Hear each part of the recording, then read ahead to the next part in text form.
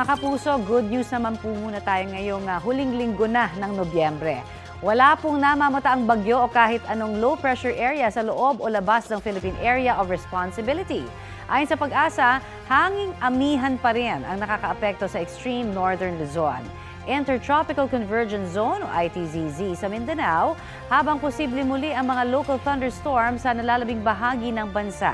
Sa mga susunod na oras, uulanin ang halos buong Mindanao at ilang panig ng Northern Luzon, Aurora, Southern Luzon at Visayas, base yan sa rainfall forecast ng Metro Weather.